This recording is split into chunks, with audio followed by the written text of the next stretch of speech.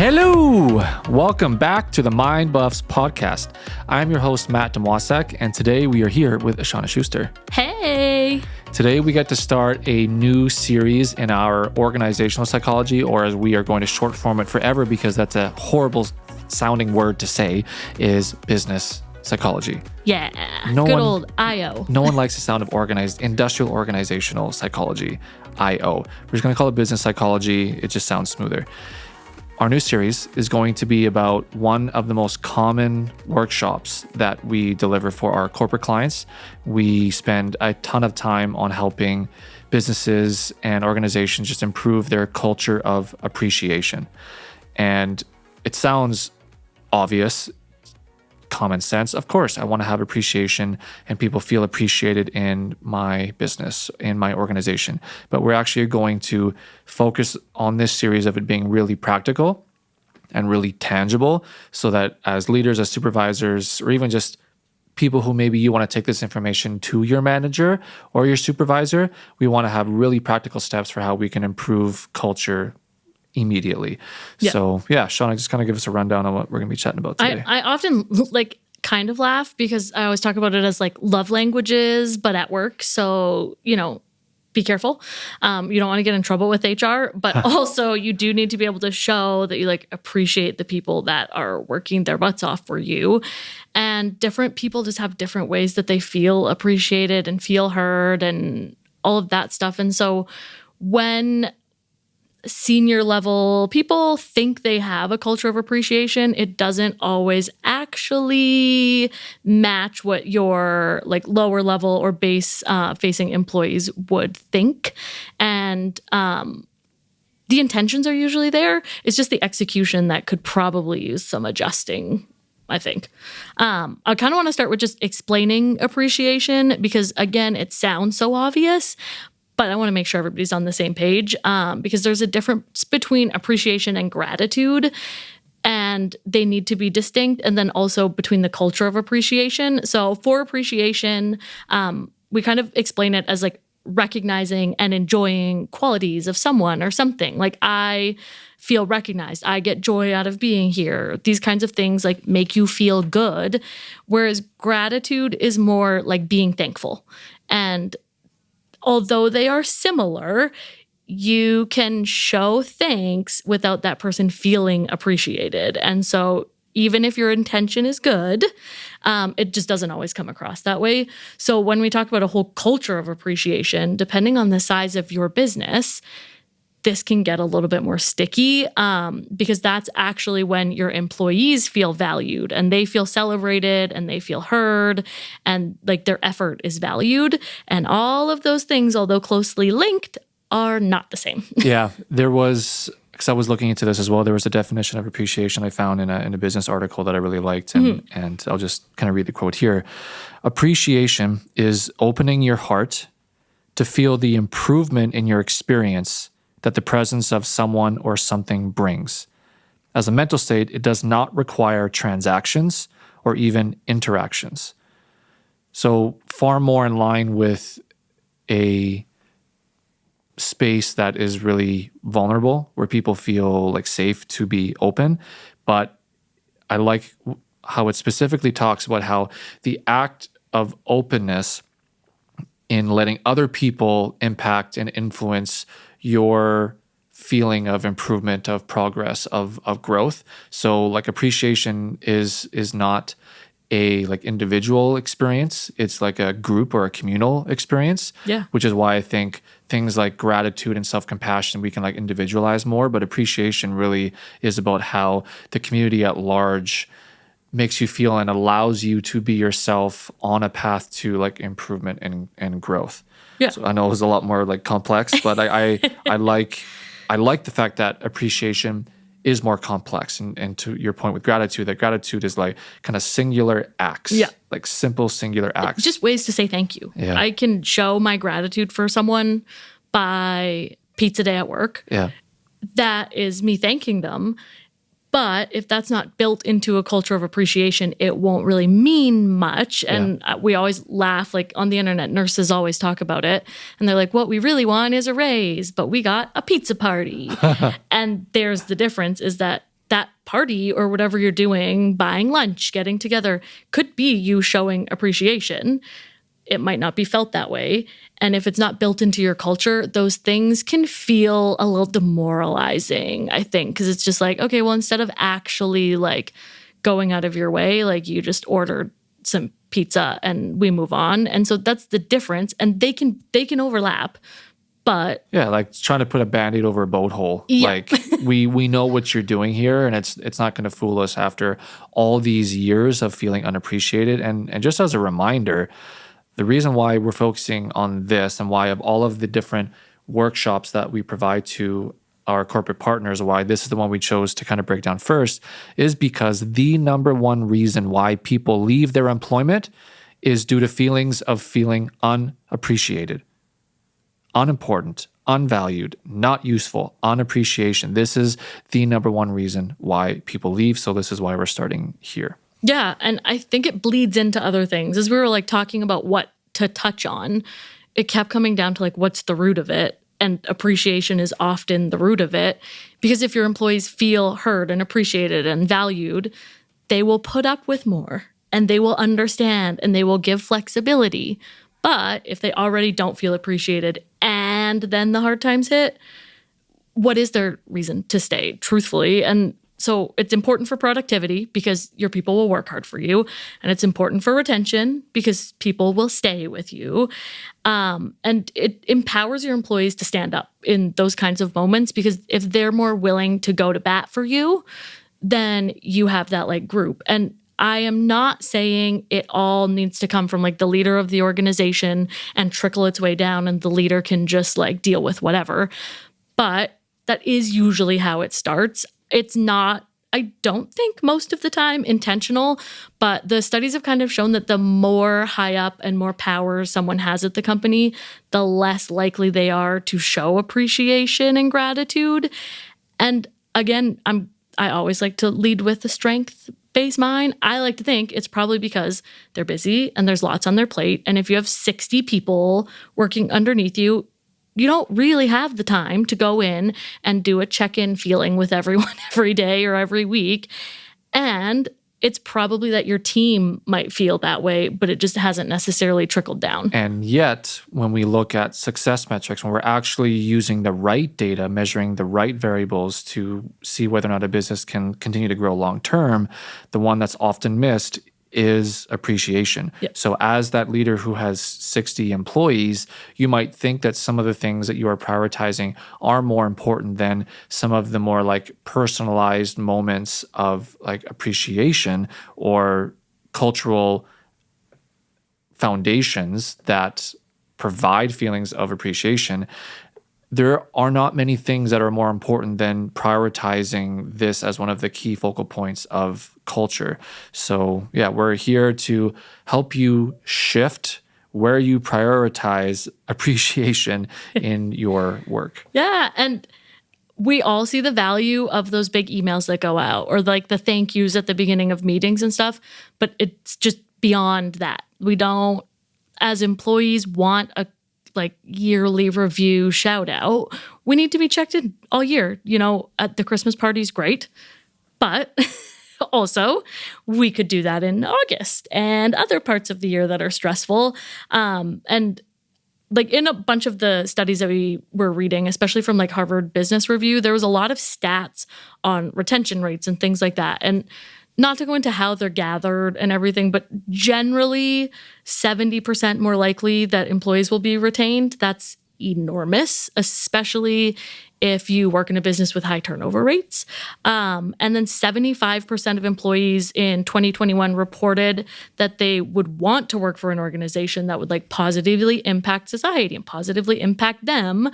So if you're looking at those kinds of things from just a money standpoint, those things are important to build you. But then also if you're looking out into the world, it makes your business look awesome, right? Your reviews on like Better Business Bureau and where employees are like reviewing pays and things like that. I think you can see those on Indeed. Yeah. And don't get this confused with like performative values. Oh yeah, no, not the same. Yeah, not the same at all. Tons of like top 50 businesses in the States, they perform performative values where like they will like sponsor or donate to charity or like partner with certain organizations as a front to the fact that there is no semblance of their culture that actually like models that partnership whatsoever. So we're not talking about just like putting a bunch of stickers on a sponsor website that's like, look at all these people I work with. Again, it's beyond that. It has to be genuine. Yeah, and it needs to go into your actual company and your actual employees, because if someone was going to apply and they knew someone, do you think your people would be like, yes, this is a great place to work? Or do you think they would be like, it depends on whose department you're in? Or would they say, stay away? And we've all, I'm sure, worked for some companies that I'm like, just stay away from them, or just go, but like maybe just be cautious. That would be an interesting question to kind of ask in either like a performance review or in a worksite survey where you kind of ask the question like, would you recommend to a friend or family member to work here? Yeah, and make it anonymous. Yeah, make it anonymous. Make it anonymous. But you probably would get some pretty honest responses with a question like that. And I like to ask that in some of our individual one-on-ones. I ask all the time, is that I'm like, what, like, should I come work here? And a lot of times people are like, well, maybe.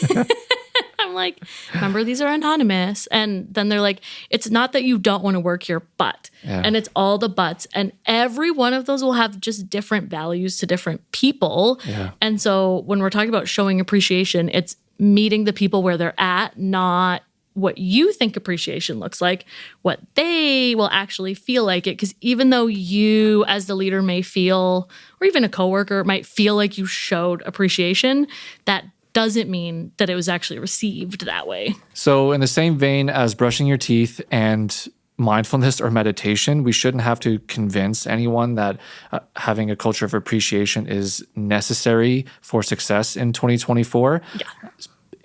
The research is there. This is not just a bunch of fluffy psychologists saying like, be nice to each other and love one another. The data, man, there's so much research that supports this. Yeah. However, let's get into some more nitty gritty, like practical stuff. So like, what are we actually looking at here when it comes let's to appreciation? Face it, we don't like everybody we work with. There are some people who are problem children, not at our office, I'm sure. But especially at big companies, I would say, where you can't take the time like we do to like vet so many things. It's totally unreasonable for us to expect that. But it's something to consider because there's different types. And I would encourage you in your onboarding process to make this part of it so that instead of having to track down these information or get HR to figure out what you think is the best way, you get it up front. And if they don't know, there are a million quizzes online that you can just have them fill out and check. So it's kind of based off of the love languages stuff. But again, we're going to adjust it a little bit for work. And this isn't just coming out of my brain. This comes from like hours of us looking online and seeing what different people are saying. But because the love language information is kind of out there in the world, I like to use it because it's more accessible and your people are probably more likely to understand it versus some like deep HR personality assessments. So the first one is words of affirmation. So in the workplace, this is going to be giving and providing feedback. So there's a lot of ways to give feedback. So there's a few things I would just note, depending on your employee. I often in sports for coaches will recommend, like, I call it the Oreo cookie, but it's like the sandwich where it's like something good, something to work on, something good. But if you're trying to really get someone to feel appreciated, it's not the moment for coaching necessarily. Yeah, you don't want to show gratitude or appreciation and then have like a but in that same conversation. However, although it is purely just the good, the thing that you are appreciative of and nothing else. Yeah. There are times for developmental areas, but when you're trying to show your appreciation of someone, it's not the time. One-on-ones and things like that are great places to give feedback. But if your focus is this person is burning out, this person needs to feel appreciated, then as soon as you give the but, although, except, that's all they're going to hear. Completely. And it just holds more weight. And no matter how fluffy you make it, that's what will be heard. So use your coaching moments as coaching moments and your development moments as those, and then use your words of affirmation as that, right? Just let them feel good. And you don't have to, everybody's has problems, okay? Not They every know. moment needs to be a teachable moment. No, please don't. So yeah, words of affirmation is probably the most common love language that people have to begin with, even if it's not a primary one, a secondary one. But I want to share the next one because it's mine. However, this is where HR would have a magnifying glass. Affection, like just hugging people, just being physically close to people appropriately. Hands to yourself. But yeah, human contact is crucial for me. I have budgeted for the last couple of years to ensure that I have like bi-weekly massages, for example, because like human contact and touch is like so important for my nervous system that I prioritize it, even like when it comes to like professionals. My wife knows this about me, and everyone on my team knows that I'm a big touch guy. So no, I'm not going around hugging everyone, 10-second holds. People give me high It's going to be fives. a report of you on the news later. Pat me on the shoulder. But to me, going out of your way to provide like human contact is showing that you're going out of your way to show appreciation for me and who I am. It shows that you know me. And that's why like that's really important to me. And even as a therapist, when I find out that one of my clients also really enjoys like hugs, it is one of the most therapeutic things at the end of a session for these people with that personality that like to end off every session like with a really like nice embrace and hug at the end. It just really grounds all the vulnerability that we just had. And again, for us touchy-feely people, that's appreciation. Yeah. And you can do all of those things in like different ways. So depending on your comfort level, like because some people in your office might be like big huggers, and then other people might be like, actually stay 5 feet away from me. I miss distancing, like all of those things. Find ways that match both. High fives are awesome. I think they're underutilized in this like weird way. Yeah. Is that like when you're a kid, you give high fives to everyone. Everyone is your best friend. And in sports, it's really common because you do lots of shoulder taps. My favorite in like hockey, as soon as they like tap the head of their goalie and they're like going in, like all of those physical touch things are like, we're in this moment together. And handshakes, like in the business world, a handshake tells you a lot, right? And use it to your advantage because that's not only a good connector and finisher, like to bookend your meetings, but it's also a great way to judge kind of like the vibes and like make that eye contact. And if you're giving handshakes and the person's is cold and clammy and limp, they might not be a physical touch person. So if you're like, ew, then, you know, that happens too. I'm just getting like visions of that now. I know. I'm literally I don't know why I described that. picturing those handshakes. Being like, oh. Those people don't want your handshake, probably. Yeah. So, you know, maybe next time you try a nice fist bump or high five or things like that.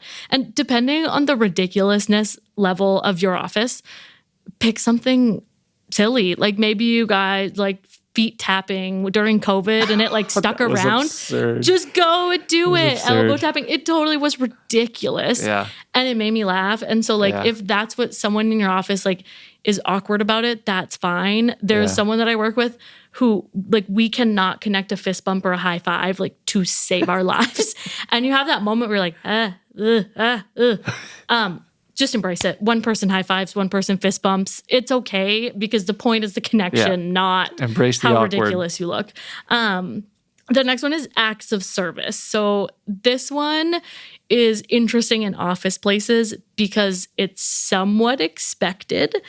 And not everyone views it the same way. When people help me, I don't know what to do with that. I'm like, what do you say? Like, thank you. Like, I don't know how to accept that kind of thing. So those kind of support pieces can be helpful, but also depending on the person, it could feel undermining as well, right? If someone's constantly trying to help you, it's kind of like, do you think I don't know what I'm doing?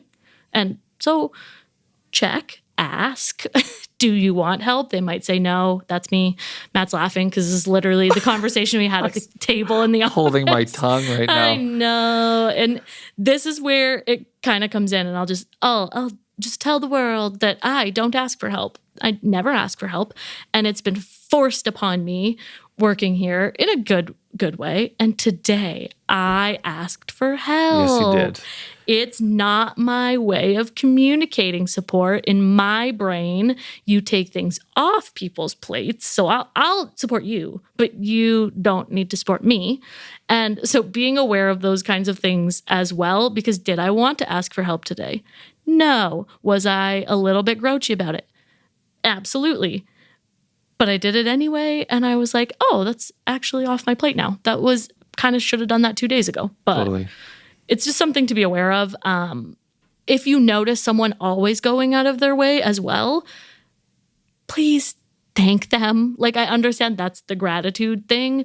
But if you have someone who's always in the office and always runs the dishwasher, just thank them, acknowledge it, because that's probably their way of showing that they're working hard. In another episode, we had mentioned how one of the most common things that we recommend to the businesses that we work with is to have intentional like social interaction time where like you're not talking about work and you've turned your work brain off and you're just kind of transitioning towards sharing each other's personal lives and just shooting the shit. And that's quality time. Totally. And for some people, that's not your love language. And so, you're doing it because you want to participate in the culture, and that is important. Mm-hmm. But for some people, they really need that social interaction just to be like, oh man, I'm so happy that you just came to my office and said hi for 10 seconds. Yeah. Like that simple act of like, hey, I acknowledge your existence. That can even be experienced as quality time, even if it's just a 10-second moment. It's time you took out of your day to check in with me. That's exactly what quality time is. It's exactly that. It does not need to be fancy. A lot of times you can get them in one-on-ones. You can develop programs and stuff to check in. You can have set-aside time. You can do all of those things. Depending on the person, just popping in their office is going to be like enough. The four of us last night, the OGs, we're like sitting in the kitchen. We're all like, whoa, like we haven't all been here in a while. And sure, we can chat about work and we can not. But the time that is there is like time dedicated to there. And it can be an hour and it can be 6 seconds. Honestly, when one of the girls in our office was just walking down the hallway, I had headphones in, noise canceling. I'm like working away on these presentations as my computer continues to crash. And I'm like one breath away from like having a complete mental breakdown. And then she's just like, hey, how's it going? It took 2 seconds. Oh, I'm struggling. We don't lie here. I told her. I was like, this is a bad day. And she's like, oh, I hope it gets better. I'll check in with you later. That was the whole conversation. And I was like, okay, I think I'm going to be okay.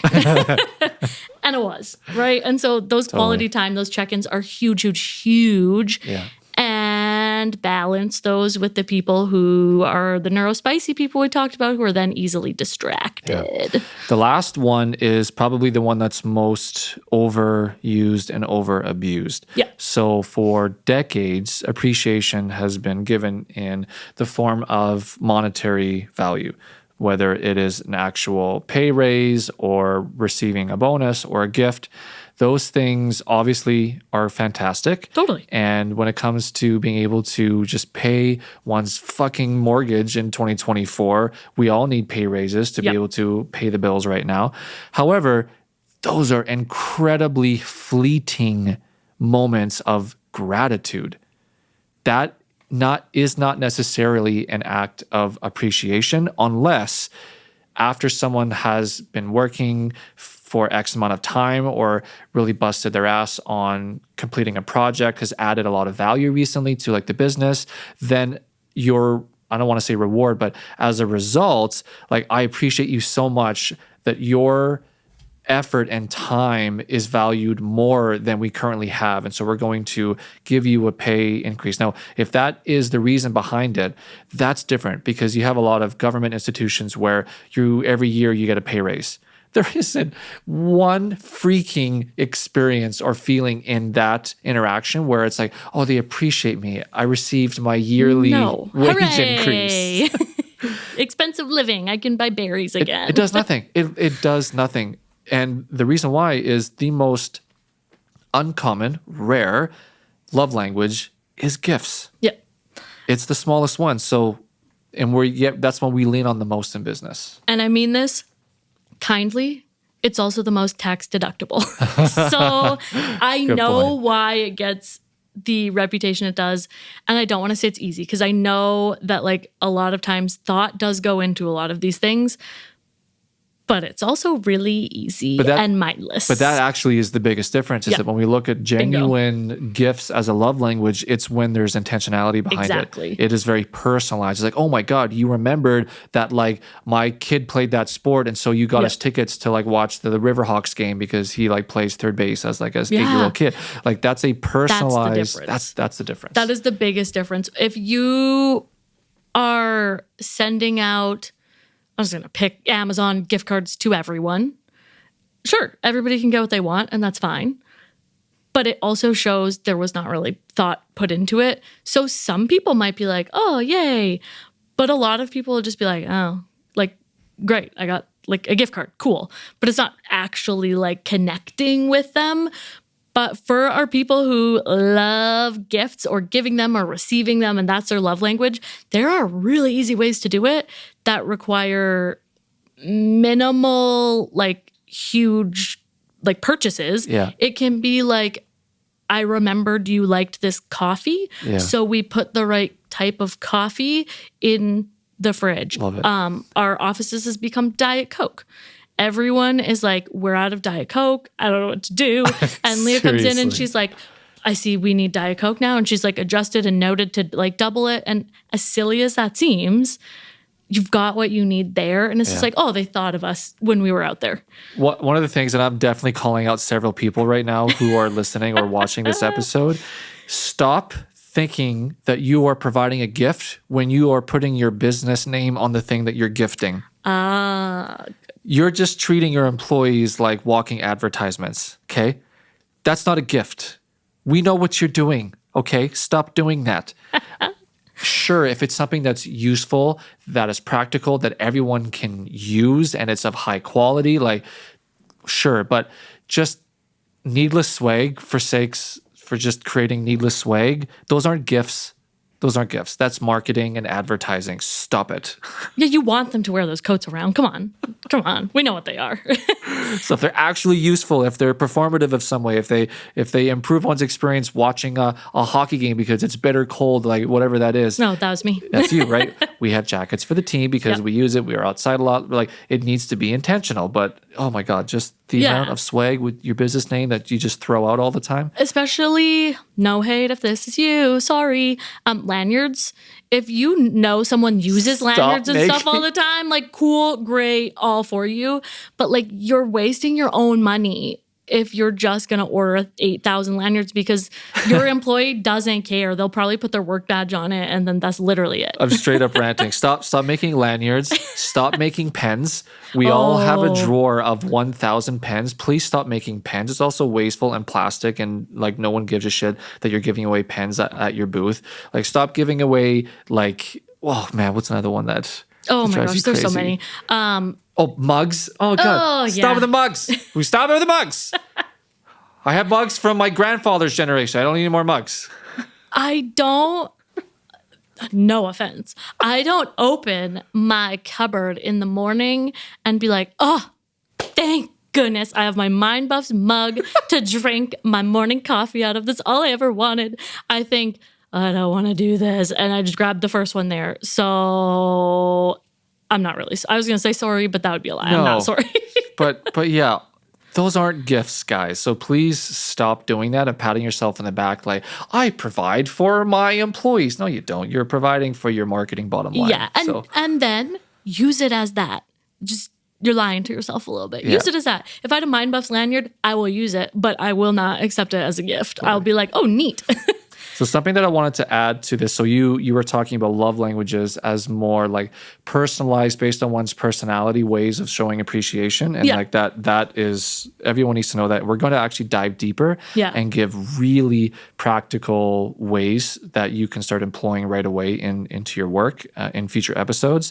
But I also wanted to share there being like 4 different categories of appreciation. Yeah. And within all of these categories, we can fit in these personalized, like kind of love language ways of personalizing appreciation. But I think that there are 4 different ways that a person can be appreciated. We can appreciate the person, human being, just who they are as a person. That's really important, that one feels that who I am is enough. Who I am is worthy. Who I am is seen and heard and understood in my workplace. So there's appreciation of the human being. There's also appreciation of their personal life. This could be as simple as stop texting your employees at 8:30 p.m. on a Friday night when they finally, 10 minutes before that text message, were able to turn their work brain off to be present with their family. Showing appreciation of those boundaries outside of work. And, it's 2024. We don't have to be so rigid with the 9 to 5. If they need to pick up kids, or if there's an opportunity to like play a tournament or compete in something like on a Tuesday, Wednesday, like just showing that you also value how they prioritize their things in their personal life. Oh my goodness. The amount of people that stay in a shitty job, that work that they cannot stand, because they have a supervisor or a manager or a boss that gives them that type of flexibility to prioritize a personal life, that alone makes people stay long term. They will stay because that's their why. Their why, isn't your business. Their why is their family or their life, their passions also. Not that they can't appreciate your work, but it's as easy as being like, yeah, sure, adjust it. I remember the biggest difference for me, and part of the reason I stayed at another company so long, was because I could work when I needed to, and I had a small child at home, and that meant sometimes you're jumping around or sometimes you're working late. The work gets done, and it's okay. Unless the position is requiring very strict boundaries, which there are some that definitely will, just give the benefit of the doubt. They'll probably run, get their kid, and come back. The last 2, one is appreciating a person's ideas. Nothing is as soul-crushing as taking the time to conjure up an idea, a unique way of doing something, no matter how bizarre, preposterous, or outlandish it is, and the immediate response being, no, we can't. Yeah. Even if as a business owner, there is no way in hell that idea would ever translate into anything monetary or productive or beneficial to the culture of your business place. You have to allow yourself, even if it's just a few seconds, to sit with that idea that they presented, just to show that you appreciate that they're taking the time to generate ideas for your business, for your team, for your organization. So we cannot snuff that fire out of creativity, even if we immediately know that that's probably not going to work. And secondly, if immediately you think it's a bad idea, and then you close yourself off to the rest of their idea, you might actually miss there being a really cool trick there. So you have to open yourself up to the ideas that your team presents and do the critiquing and the detective work of whether or not there's imperfection in it after you have shown appreciation that they've come to you with an idea. And if you tell them, we'll think about it, we'll look into it, we'll do something, please do that. Because it is just as frustrating to be told no right off the bat as it is to then go off into the ether and never feel like anything was heard. Even if you actually are doing it, just check in. It doesn't need to be whole meetings. It can just be oh, we're still working on that. That's as quick as it needs to be. And we always laugh that we're like, not all ideas are good ideas. But most ideas have something in them that's worth value. So maybe if the idea isn't really feasible, but you could pull the general feel or vibe out of it, that's a strength focus. And that will make your employees feel like very appreciated as well. You just want your team to feel like they can come to you with anything. And if you're too quick to shut down ideas, even if they're bad, like you might actually be preventing that person from coming up with an idea that can generate a lot of revenue for your business in the long term because of that single moment where you just shut the idea down too quickly. Well, and they might have a perspective you don't have up at the top, right? So the last one is appreciating their contributions. So this is actually one of the leading causes to divorce rates, believe it or not, is the comfortability of one's role and time spent on house duties and responsibilities, to where like the fact that, you know, my partner works 50 hours a week to provide an income for our family to live the life that we do, you know, perhaps over time that's not appreciated and you're no longer thanking your partner for spending all that time like doing that, because, you know, part of the reason why they're doing that is to support the family. So we have to show appreciation that they're spending that time, even if it's imperfect and doesn't create the best work-life balance and you wish to have that person at home more. It doesn't matter. Like looking at the intention behind why they're doing it, we need to continue to show that appreciation. And likewise, if there's a partner that's taking on more of like the house responsibilities and like the chores at home, we can't slip into this place that so many couples slip into. And, you know, just picture yourself in the workplace as well. With this metaphor of where we just expect that our partner does these things. So why do I need to continue to show appreciation? Well, because if you stop showing appreciation and just expect that your partner do those things, they're going to feel like a servant. They're going to feel like a slave. And that's not who they are. That's not who your employees are. They are not servants. They are not slaves. They are paid for their value that they bring to growing your business, your team, your organization, your brand. So we have to recognize that even, I'll use accounting as an example, we have an obscene busy season in like late winter, early spring. It doesn't matter that it is expected that everyone is working 50, 60-hour work weeks in that busy season. We have to show that thankfulness, that appreciation, that I know that this time of the year sucks. I can't thank you enough that you continue to support this team and support this business by doing the work anyway. Yep. It's like, I understand that companies have base policies, but you can still appreciate the people for actually doing their job. I know certain perspectives are like, that's what's to be expected. Great. I can still thank you for doing what's to be expected. Like I'm expecting my kid to brush their teeth twice a day, but I do still thank her when it's done, because if it's not done, we have problems, right? So it's also just positive things. reinforcement 101. It's like one of the oldest classical conditioning, like psychological theories, like in the book. So these two kind of categories, both the love language and the personalized kind of individual personality, and the categories of appreciation types of person, personal life, ideas, and contributions. Find a way how you can build into your culture like each one of those four things, and then find out with each person on your team, how then do I practically show appreciation to the person, to their personal life, to their ideas, to their contributions based on the 5 love languages. Yeah. Man, I would love to just keep hammering away at this. It's so much fun, but we're going to have to wrap it up for this episode, but we are going to do several episodes on this. We spend sometimes 6 to 8 hours on doing workshops with businesses that are just talking about appreciation. So we might even have 6 to 8 episodes. We don't know. We'll find out. But this is critical and why we wanted to start a new series off of talking about appreciation. Yeah. If you have questions about anything, like just shoot us an email, send us a message. Next session, we'll go into tangible tools and how to like really implement this. And then we'll go from there. Right on. Okay. Thanks so much, guys. Take care. Have a good one.